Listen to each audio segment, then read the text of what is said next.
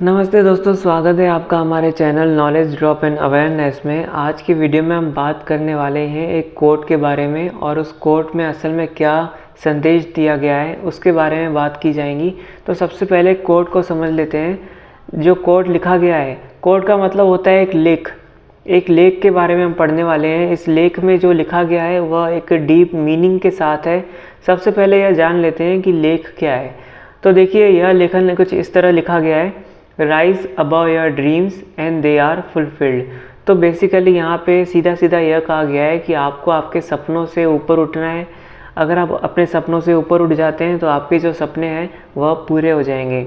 अब समझिए, यहाँ पे यह जो लेखन लिखा गया है इसमें आपकी जो फोकस है उसको ब्रॉड तरीके से बढ़ाने की कोशिश की गई है।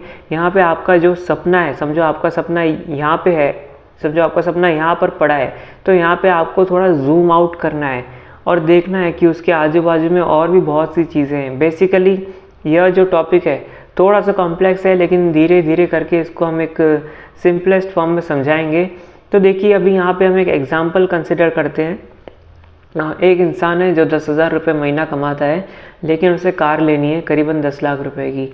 तो उसका कार लेने का ही एक सपना है। अब यह जो लेखन था, इस लेखन के हिसाब से अगर हम देखें तो उसे अपने जो सपने हैं उससे ऊपर उठना पड़ेगा। राइज अबव योर ड्रीम्स, उसे अपने सपनों से, या जो कार का उसका सपना है उस सपने से उसे ऊपर उठना पड़ेगा। एंड दे आर फुलफिल्ड, अगर वह इंसान जो 10,000 रुपये महीना कमाता है अपने कार के या सपने से, जो 10 लाख रुपए की कार है, इससे वह ऊपर उठ जाता है तो उसका यह जो कार का सपना है यह पूरा हो जाएगा। ऐसा इस कोट में कहा गया है। मैं नहीं कह रहा हूँ, तो बाद में मुझे मत दोष देना। तो देखिए, इस कोट हम तो सिर्फ इसमें जो यह जो लेखन लिखा गया है इसको सिर्फ समझाने की कोशिश कर रहे हैं और कुछ भी नहीं। तो अब इस लेखन के हिसाब से उस आदमी ने क्या करने होना, पहले तो वो 10,000 रुपये की नौकरी कर रहा है और उसके 10 लाख रुपए की कार खरीदने का सपना है। अब वह इस कार के सपने से ऊपर कैसे उठेगा? सबसे पहले समझ लीजिए कि उसके कार का सपना उसके लिए इतना दायरा है, 100% ऑफ दायरा। समझिए, एक दायरा है 100%, वह इतना है। तो अब उसका कार खरीदने का सपना इस पूरे दायरे में कवर अप होके बैठा है। यहाँ पे पूरा का पूरा कार खरीदने का सपना, बस वो पूरा दिन वही सोचता है, वही सपना है और बार बार एक ही चीज़ वो सोचता रहता है। और यही उसका एक मेजर ज़िंदगी में मकसद बन चुका है और इसी में उसकी पूरी तरह मोही पड़ चुकी है। और यहाँ पे मोही का और मुक्ति का एक कॉन्सेप्ट आता है, उसको हम आगे बताएंगे। तो यहाँ पे इस कहानी के हिसाब से अगर यह उसका पूरा सपना है, अगर इस सपने से उसको ऊपर उठना है इस लेखन के हिसाब से, तो उसे क्या करना चाहिए? बेसिकली उसे कुछ ऐसा सोचना पड़ेगा कि वह इस कार के सपने से इतना ऊपर उठ जाएगा कि कार का सपना उसके लिए धूल मिट्टी के बराबर हो जाए। अब ऐसा करने के लिए वह क्या कर सकता है? सबसे पहले थोड़ा सोचते हैं कि वह असल में क्या कर सकता है। मेरे हिसाब से तो वह 2 कार लेने का सपना देख सकता है। अब समझिए, वो 10 लाख रुपए की कार खरीद तो रहा ही था, वैसे अपने मन में ही सही। उसका जो सपना था, जो ये 100% ऑफ दायरा था उसका पूरा था उस कार के सपने से जो 10 लाख रुपए की थी, और वह उसी के बारे में सोचता था, उसी में उसकी पूरी तरह मोही थी और पूरा दिन वह बस वही सोचता रहता था कि आखिर कैसे उसे 10 लाख रुपए की कार मिल जाए। तो अब बात करते हैं ऊपर उठने की। अब ऊपर उठने के नाम पे हमने आपको क्या बताया कि उसे 2 कार खरीदने का सपना लेना चाहिए। मतलब अब वो 10 लाख रुपए की एक कार नहीं खरीदेगा, अब वो 10 लाख रुपए की 2 कार खरीदेगा। ठीक है, ऊपर उठने का यह तरीका मान्य है, पर यह एक बहुत ही बेसिक तरीका है। इस लेखन में यह जो लिखा गया है कि rise above your dreams and they are fulfilled, असल में इसका मतलब ये है कि आपको इतना ऊपर उठना है कि आपका जो सपना है वह सच में धूल मिट्टी के बराबर हो। आपको फ़र्क भी नहीं पड़ना चाहिए कि आपने जो सपना देखा था वह पूरा हुआ भी कि नहीं। अगर नहीं भी हुआ तो भी आपको कोई ख़ास फ़र्क नहीं पड़ना चाहिए। असल में आपको पता तक नहीं लगना चाहिए कि आपका यह जो सपना है यह पूरा हुआ भी कि नहीं। लॉ ऑफ अट्रैक्शन, जो आकर्षण का नियम है, उसके हिसाब से कि आप जो सबसे ज़्यादा सोचते रहते हैं वही आपकी ज़िंदगी में आकर्षित होता है।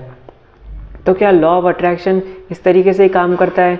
अगर जो लोग मैनिफेस्टेशन वगैरह करते हैं उनके हिसाब से अगर यह देखा जाए, सिनेरियो को देखा जाए, तो जल्दी उस आदमी के पास 10 लाख रुपए की कार आ जाएंगी, भले ही वो 10,000 रुपये की नौकरी कर रहा है। अब वह कैसे आएंगी वह किसी को नहीं पता। यह जो हमने अभी अभी बात कही वह मैनिफेस्टर्स होते हैं, जो मैनिफेस्टेशन में बिलीव रखते हैं, उनके हिसाब से कही। लेकिन आप मैनिफेस्टेशन में बिलीव रखें कि ना रखें, आप एक सादे इंसान हैं, आप भले ही कोई व्यस्त इंसान है, आप किसी भी तरह के इंसान हैं, लेकिन इस कहानी के हिसाब से अगर सही तरीके से देखा जाए, उसे वह 10 लाख रुपए की कार कब मिलेगी?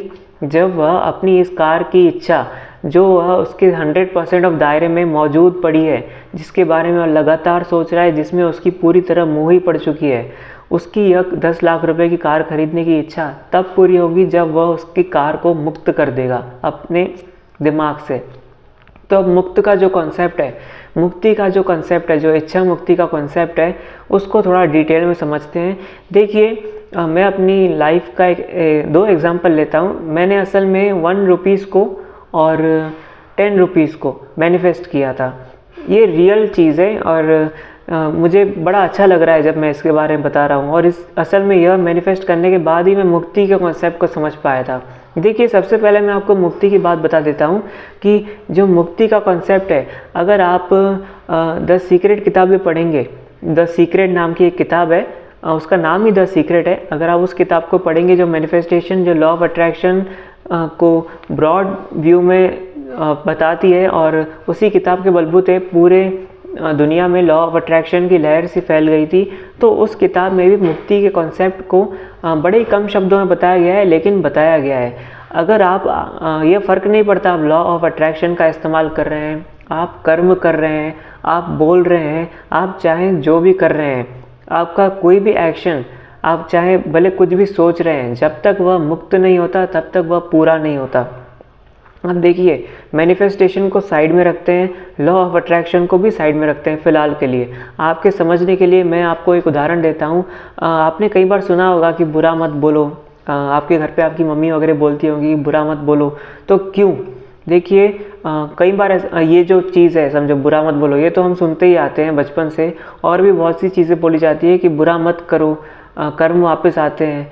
तो यह जो चीज़ें हैं, यह सब कैसे होता है? कर्म वापस आते हैं, लेकिन कैसे आते हैं? जब आपके कर्म मुक्त हो जाते हैं, आप जो बोलते हो वह सच हो जाता है। कब हो जाता है? जब आपका बोला हुआ मुक्त हो जाता है।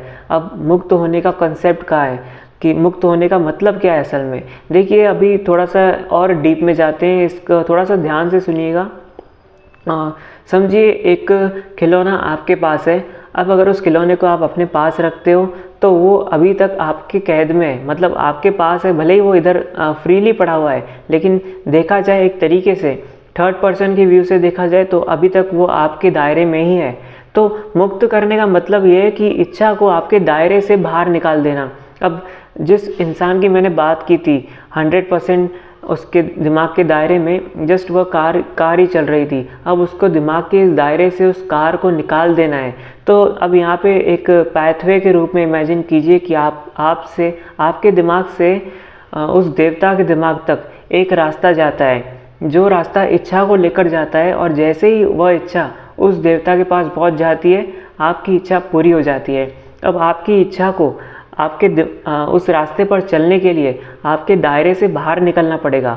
आपने यह जो 100% दायरे में अपनी इच्छा को बार बार अगर आप सोचते रहेंगे एक ही चीज़ को, तो वह इच्छा कभी मुक्ति नहीं हो पाएगी। मुक्त नहीं होने का मतलब आपके दायरे से बाहर ही नहीं निकल पाएंगी। और जब तक वह इच्छा आपके दायरे से बाहर नहीं निकलती है, तब तक वह इच्छा पूर्ति करने वाले देवता तक नहीं पहुंचती है। अब इच्छा मुक्ति का एक और कॉन्सेप्ट है कि मैंने आपको अपनी लाइफ का एक एग्जांपल दिया था, उससे मैं आपको समझाने की कोशिश करता हूँ। देखिए, मैंने जब नया ये मैनिफेस्टेशन वगैरह लॉ ऑफ अट्रैक्शन के बारे में पढ़ा था, तब मैंने बहुत सी चीज़ें को आकर्षित करने की कोशिश की, लेकिन वो नहीं हो पाई। उसकी एक बड़ी वजह यह है कि मैं उन इच्छाओं को कभी मुक्ति नहीं कर पाया। लेकिन मैंने कोशिश की थी कि बड़ी बड़ी इच्छाओं के साथ भी मैंने छोटी छोटी चीज़ों को भी ऐसे आकर्षित करने का कोशिश किया, मैनिफेस्ट करने की कोशिश की थी। तो अभी मैंने छोटी छोटी चीज़ों में क्या मैनिफेस्ट किया, मैंने 1 रुपये को मैनिफेस्ट करने की कोशिश की थी।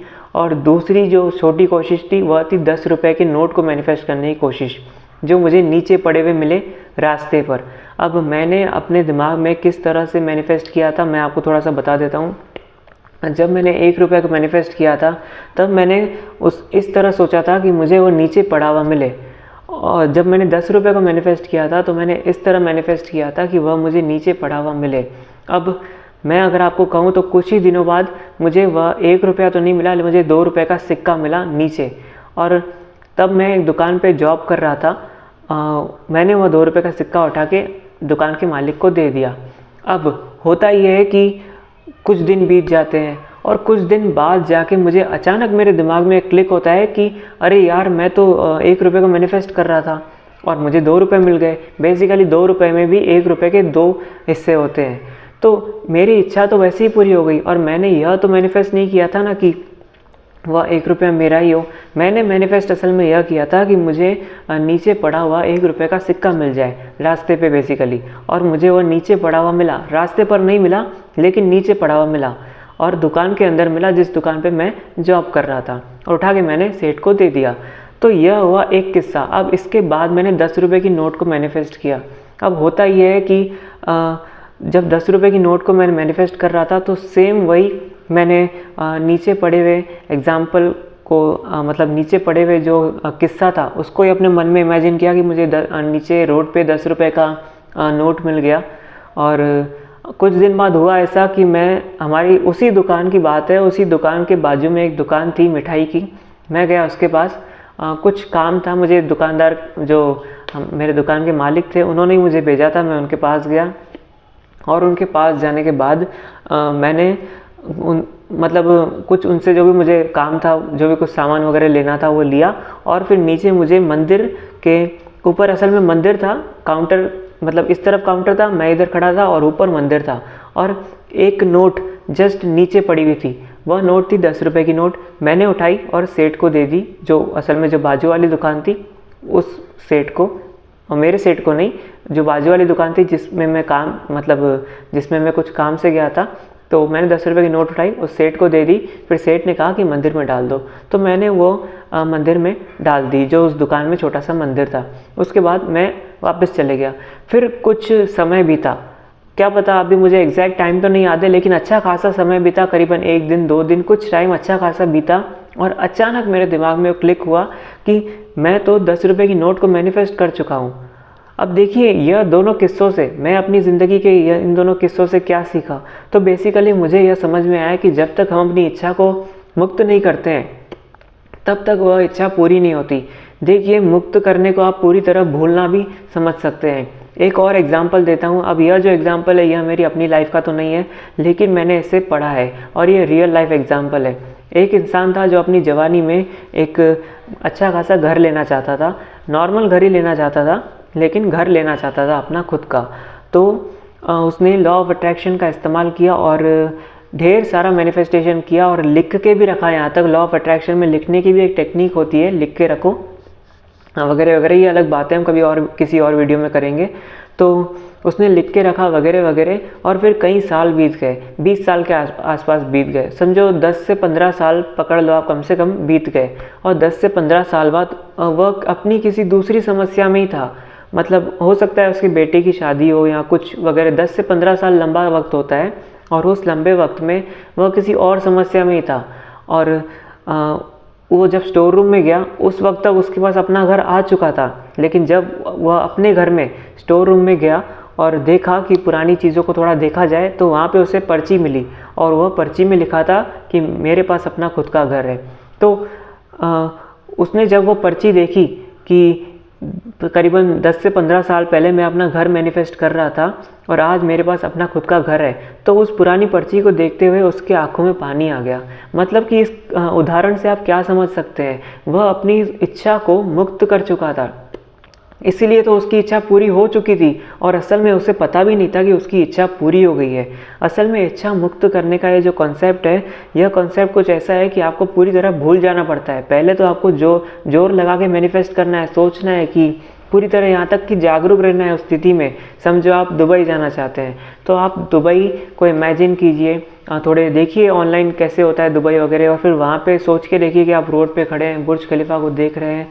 उसके बाद आपके कानों में आजू बाजू से आवाज़ें आ रही है। आपको उस स्थिति में पूरी तरह जागरूक रहना है, जिस तरह आप इस वक्त इस स्थिति में हो। आप कानों से कुछ सुन रहे हो, आँखों से कुछ देख रहे हो, कुछ महसूस कर रहे हो, कुछ नाक से सुगंध वगैरह आ रही है। यही सब सारे सेंसेस का इस्तेमाल करके आपको उस इमेजिनरी सिचुएशन में, जो कि असल में आप मैनिफेस्ट करना चाहते हैं, उसमें आपको जागरूक रहना है, पूरी तरह से अवेयरनेस। इसके ऊपर एक अलग से मैं ज़रूर वीडियो बनाऊंगा, क्योंकि बहुत ही ज़रूरी टॉपिक है। उसमें अगर आप अवेयर रह लेते हो तो फिर बेसिकली आप मैनिफेस्ट कर रहे हो। और इस मैनिफेस्टेशन में आप जब तक, जितना ज़्यादा वक्त तक आप अवेयर रहेंगे उस स्थिति में, या फिर जितना ज़्यादा समय तक आप सोचेंगे और असल में महसूस करेंगे पूरी तरह से, तब जाके वह मैनिफेस्ट होगी। और मैनिफेस्ट जस्ट होने से पहले एक अधूरा काम रह जाता है, इच्छा को मुक्त करने का। जब वह इच्छा आपके दिमाग से मुक्त हो जाएंगी, अब समझिए जब दुबई जाने का मैंने एग्जांपल कंसिडर किया, तो जब दुबई जाने की इच्छा आपके दिमाग से मुक्त हो जाएंगी, तब आपकी ज़िंदगी या जो संभावनाओं का खेल चलता रहता है, आपका एक नया दिन, आपको पता भी नहीं चलेगा कि किस तरह आप दुबई पहुंच गए। तो बेसिकली यह जो मुक्ति का कॉन्सेप्ट है, यह इस तरीके से ही काम करता है। मुझे उम्मीद है कि मैंने यह जो इच्छा मुक्ति का कॉन्सेप्ट है, उसे कम से कम शब्दों में स्पष्ट तरीके से बताने की जो कोशिश है वह मेरी सफल रही है, और आप अभी तक समझ चुके होंगे कि इच्छा मुक्ति कैसे होती है। तो हम असल में बात कर रहे थे लेखन के बारे में, और हम कौन से टॉपिक पे पहुंच गए। हम असल में एक लेखन के बारे में बात कर रहे थे कि rise above your dreams and they are fulfilled. तो असल में इस लेखन को एक्सप्लेन करने के लिए मुझे यह पूरा आपको किस्सा कहानी वगैरह जो भी है बताना पड़ा, लेकिन जो मैंने अपनी लाइफ की कहानी बताई वह सच्ची कहानी है, और मुझे इससे बहुत कुछ सीखने मिला। तो चलिए हमारी टॉपिक पे वापस आते हैं।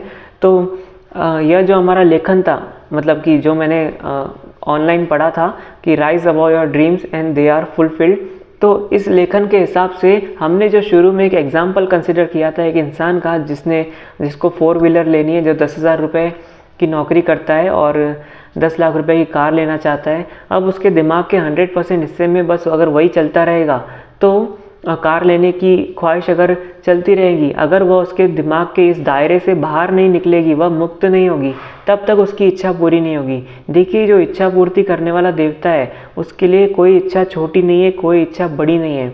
असल में अगर आपको एक भौतिक रूप में, भौतिक रेफरेंस के साथ बताऊं, तो उसको अगर आपको 1 रुपया देना है कि उसको अगर आपको 1 करोड़ रुपए देने हैं, उसके लिए चुटकी बजाने जितना आसान है। दोनों चीज़ें असल में वह एक ही तरीके से एक ही वक्त में करने की काबिलियत रखता है।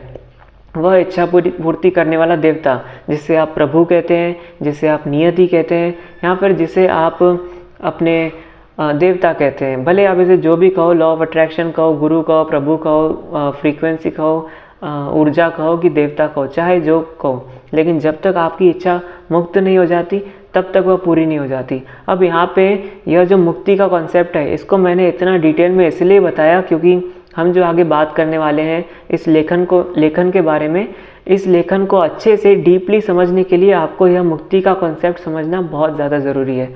तो अभी हमारे एग्जाम्पल पे वापस आते हैं। वह इंसान जो 10 लाख रुपए की कार खरीदना चाहता है, 10,000 रुपये की नौकरी कर रहा है, अब असल में उसे अपनी इच्छा, जो बेसिक उसका टारगेट होना चाहिए, बेसिकली जो उसकी 10 लाख रुपए की कार की इच्छा है, जिसको वो अपने 100% दिमाग में जस्ट वही सोचता रहता है, अब उसको अगर अपनी यह इच्छा पूरी करनी है, तो बेसिकली उससे अपनी इस इच्छा को मुक्त करना पड़ेगा। अब अपनी इच्छा को मुक्त करने के लिए वह ऐसा क्या कर सकता है? उसे कुछ ऐसा करना पड़ेगा कि उसकी यह जो इच्छा है 10 लाख रुपए की कार लेने की, यह धूल मिट्टी के बराबर हो जाए। अब वह क्या क्या सोच सकता है? तो चलिए आप भी सोचिए, मैं भी सोचता हूँ। मैं अपने स्तर पे तो थोड़ा बहुत सोच चुका हूँ असल में, और वही मैं आपको सीधे सीधे बता देता हूँ। तो देखिए, मेरे हिसाब से उस इंसान ने यह सोचने होना कि वह उस कार कंपनी का मालिक बन चुका है। मेरे हिसाब से वह इंसान ने यह सोचने होना कि इस पृथ्वी में उसने एक नई कार का इजाद किया है, नई टेक्नोलॉजी का इजाद किया है जो कारों को हवा में उड़ाती है, और हर एक कार की कीमत करीब 1 करोड़ रुपए है, और उसको हर एक कार पे लगभग 20% का कमीशन मिलता है, क्योंकि वो उसका रचयिता है। इस तरह से वह दुनिया भरे के अलग अलग कॉन्सेप्ट, अगर रियलिस्टिक तरीके से भी सोचना है, तो उस इंसान को बस इतना सोचना है कि वह जो कार है उस कार की कंपनी का वह मालिक बन चुका है, या फिर उसके कंपटीशन, या फिर उसने अपनी कंपनी खोली जो इतनी आगे बढ़ गई कि उसे अब उस कार में कोई इंटरेस्ट ही नहीं रहा। कुल मिला के उसे इतना ज़्यादा अपने आप को सेल्फ डेवलप करना है कि उसकी कोई मोह ही ना लगे उसमें। अब देखिए, जिस तरह मुक्ति का कॉन्सेप्ट है उसी तरह मोही का भी कॉन्सेप्ट है। देखिए, आपको कुछ भी करके अपनी इच्छा में इतनी ज़्यादा मोही नहीं डालनी है कि अगर आपको ना मिले तो फिर आप दुखी हो जाए। यहाँ पे देखिए, जो इच्छा पूर्ति करने वाला देवता है वह आपकी स्थिरता को भी पकड़ता है। समझिए 10 लाख, उसी उदाहरण पे वापस आते हैं। हमने जो उदाहरण पकड़ा था एक इंसान का जो 10,000 रुपये नौकरी करता है, जिसके पास 10 लाख रुपए की कार है, तो अभी अगर उस इंसान के एग्जाम्पल को ही कंसिडर करें तो वह, अगर जो इच्छा पूर्ति करने वाला देवता है, अगर वह देवता उस इंसान को 10 लाख रुपए की कार दे देगा तो वह इंसान जो 10,000 रुपये की नौकरी करता है वह तो नाचने लगेगा, वह बहुत ज़्यादा खुश हो जाएगा। बेसिकली वह अपने सरल स्वभाव से ऊपर उठ जाएगा। अब यहाँ पे उसका खुश होना गलत नहीं है, यहाँ पे उसका ना खुशी से नाचना गलत नहीं है। ऐसा संभावना हमेशा बनी रहती है, और प्रार्थना में असल में इतनी शक्ति है कि वह सारी संभावनाओं से ऊपर उठ के आपकी इच्छा को मिनटों में पूरा कर सकता है। हालांकि ये अलग कॉन्सेप्ट है, लेकिन यहाँ पे हम प्रैक्टिकल तरीके से इच्छा पूर्ति की बात कर रहे हैं, और प्रैक्टिकल तरीके में इच्छा मुक्ति और स्थिर रहने का कॉन्सेप्ट आता है। इच्छा मुक्ति क्या होती है वह तो मैंने आपको बता दिया। थोड़ा स्थिर रहने का जो कॉन्सेप्ट है वह मैं आपको थोड़ा सा समझा देता हूँ कि कैसे स्थिर रहा जा सकता है। कि देखिए, अब स्थिरता की अगर बात करें तो स्थिरता को कुछ इस तरह समझिए कि एक पेड़ को देखिए, एक पेड़ का उदाहरण पकड़ते हैं। एक पेड़ किस तरह स्थिर रहता है, आप उसे पानी दो या फिर आप उसे जड़ से उखाड़ दो, वह कुछ चीखता चिल्लाता नहीं है, कुछ नहीं, उसके अंदर बदलाव नहीं दिखता, जस्ट वह खत्म हो जाएगा या फिर वह और आगे बढ़ेगा। अब एक पेड़ के रूप में, या मैंने यह जो एग्जाम्पल दिया यहाँ पे सिर्फ एक स्थिरता को दर्शाने के लिए उदाहरण दिया। इसे अटैच मत कीजिए उस एग्जाम्पल के साथ, जो उस इंसान के साथ जो 10,000 रुपये की नौकरी करता है। यहाँ पे सिर्फ स्थिरता को बताने की कोशिश की गई है, स्वाभाविक स्थिरता की बात की गई है। थोड़ा और मैं अच्छे से आपको बताने की कोशिश करता हूँ। यहाँ पे आप असल में, यहाँ पे आपकी जो इच्छा है यह पूरी हो या ना हो, आपका स्वभाव में बदलाव होगा, आपका मानसिक स्तर में बदलाव होगा।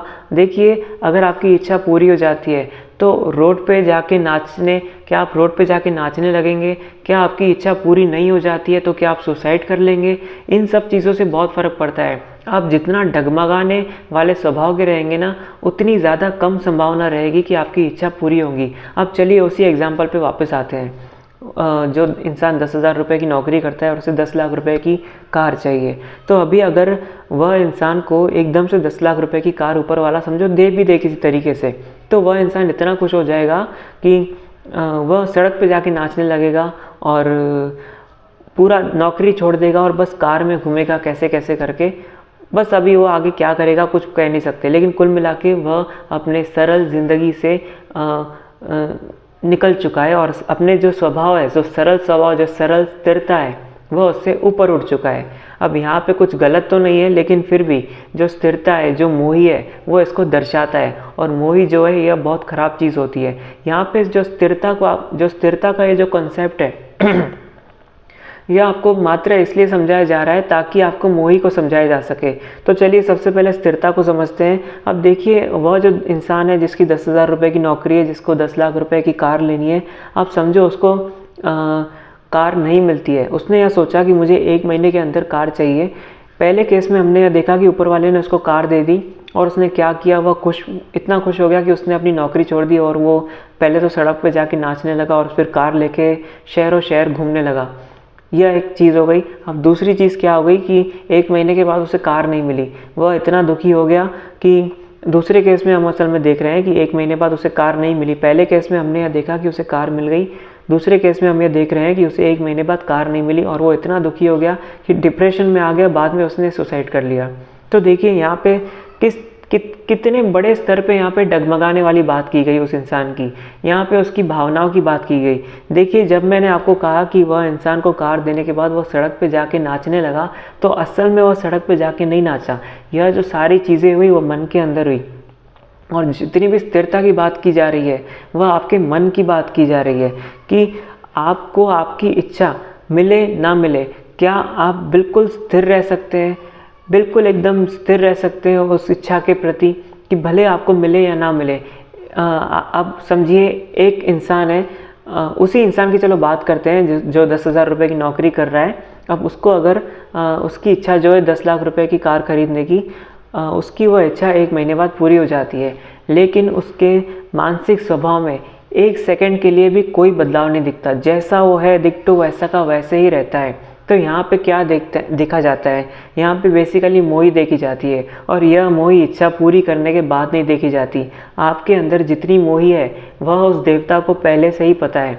तो देखिए, जो अभी हमने हमारे लेखन पे वापस आते हैं। मुझे उम्मीद है मैंने कम से कम शब्दों में मोही को एक्सप्लेन किया होगा। मैं बहुत ज़्यादा डिटेल देना पसंद नहीं करता हूँ, जो सीधी सीधी बात है वो मैंने आपको बता दी। अब चलिए हमारे लेखन पे वापस आते हैं कि rise above your dreams and they are fulfilled. तो अब उस इंसान पे वापस आते हैं जो कार खरीदना चाहता था। असल में उसको अपनी कार की जो इच्छा है 10 लाख रुपए की कार खरीदने की, उससे अगर अपनी कार की इच्छा को पूरा करना है तो उसे कुछ ऐसा करना पड़ेगा कि उसकी यह जो कार की इच्छा है, जो 10 लाख रुपए की कार खरीदने की इच्छा है, सबसे पहले तो वह मुक्त हो जाए, और दूसरा अगर पूरी होती है कि नहीं पूरी होती है, वह उस स्थिति में स्थिर रहेगा कि नहीं, इसका फैसला करना। और इन दोनों संभावनाओं को, इन दोनों चीज़ों को, इन दोनों रिक्वायरमेंट को पूरा करने के लिए अब उसे क्या क्या करना चाहिए, यह अब उसके ऊपर रहता है। अब एक उदाहरण मैं इतना दे सकता हूँ कि उसे अपने जो दिमाग का दायरा है, जिस दायरे में वह सिर्फ 10 लाख रुपए की कार लेके बैठा है, अब उसे उस दायरे को इतना ज़्यादा एक्सपांड करना पड़ेगा, इतना ज़्यादा उसे आगे बढ़ाना पड़ेगा, अपने दायरे को इतना ज़्यादा ओपन करना पड़ेगा कि वह जो 10 लाख रुपए की कार की जो बात है, वह उसके दिमाग में एक बूंद भर, एक जो महासागर रहता है, उस महासागर में एक बूंद भरे जितनी हो। अब कोई फ़र्क नहीं पड़ता उस महासागर में से एक बूंद निकाल के साइड में रख दी गई। तो आप समझ सकते हैं उसे आप कितनी ज़्यादा स्तर पे अपने आप को एक्सपांड करना पड़ेगा। यहाँ पे कॉन्सेप्ट आता है सेल्फ डेवलपमेंट का। एक और अच्छी सी बात आपको बता देता हूँ कि देखिए, बहुत से ऐसे लोग होते हैं जो बड़े बड़े सपने देखते हैं। देखिए, आपको अगर बड़े बड़े सपने देखने हैं तो उन सपनों के हिसाब से आपको तैयार भी किया जाएगा। तो आपकी ज़िंदगी में भले ही जो कुछ भी हो रहा है, यहाँ पे आपको एक तरह से सेल्फ डेवलपमेंट का कॉन्सेप्ट है।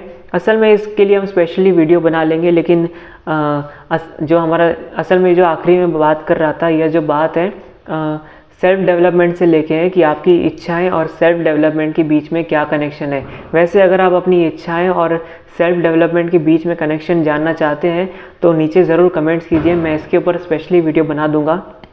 और यह जो इच्छा मुक्ति का और स्थिरता का जो कॉन्सेप्ट है, जो इस वीडियो के एक माध्यम से समझाने की कोशिश की गई है, वह आपको कैसा लगा ज़रूर नीचे कमेंट्स में बताइएगा।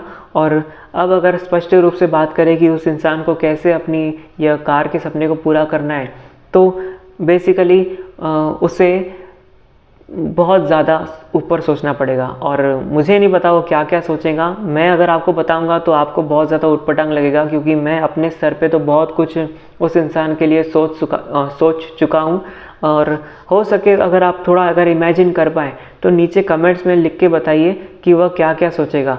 आप जो भी मुझे लिख के बताएंगे, मैं उसके रिप्लाई में अपना रिस्पॉन्स दूंगा कि जो आपने मुझे बताया उससे बेहतर और क्या हो सकता है। तो चलिए एक छोटा सा गेम खेलते हैं। जो भी आप उस इंसान को जो 10,000 रुपये की नौकरी कर रहा है और जिसके पास 10 लाख रुपये की कार का सपना है, वह अपनी कार का सपना पूरा करने के लिए अपनी इस इच्छा को किस तरह मुक्त कर सकता है और किस तरह अपने स्वभाव में स्थिरता ला सकता है।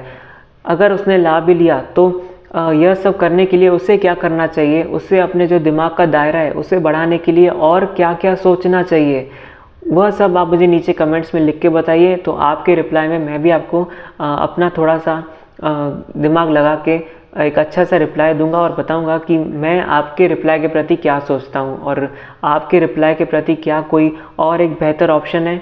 तो चलिए इसी के साथ वीडियो ख़त्म करते हैं। और इंटेंशनली मुझे वीडियो बंद करना पड़ रहा है क्योंकि मेरा बोलना ख़त्म ही नहीं हो रहा है। So thank you very much इस वीडियो को देखने के लिए।